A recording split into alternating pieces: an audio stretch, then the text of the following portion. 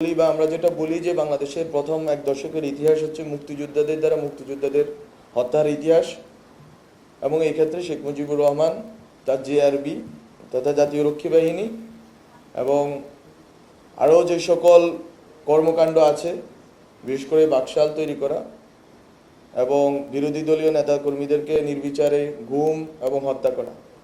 গুমের ঘটনা আজকের ঘটনা না, আয়নাগর আজকের না, বরং গুম, আয়নাগর এবং এই যে নির্বিচার নিপীড়ন, এই ঘটনা শেখ মুজিবুর রহমানের আমলেই ঘটেছে।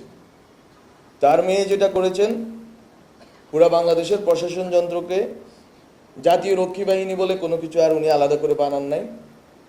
উনি যেটা করেছেন, বাংলাদেশ পুলিশকে জাতীয় রক্ষী বাহিনীর রূপে রূপান্তরিত করেছেন, বিজিবিকে সীমান্ত থেকে এনে রক্ষী বাহিনীতে রূপান্তরিত করেছেন। উনি ইভেন পিলখানা হত্যাকাণ্ডের কথা আপনারা জানেন, আগামী 25 ফেব্রুয়ারি পিলখানা হত্যাকাণ্ড দিবস।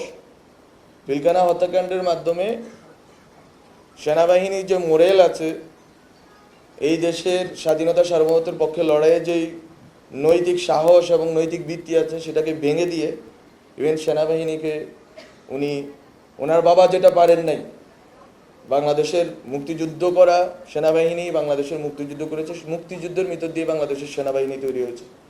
এই সেনাবাহিনীকে শেখ মুজিবুর রহমান কন্টামিনেট করতে পারেননি, কিন্তু শেখ হাসিনা কন্টামিনেট করেছেন। উনি এটাকে দূষিত করেছেন এবং এটাকে করাপ্টেড করে রেখে গেছেন।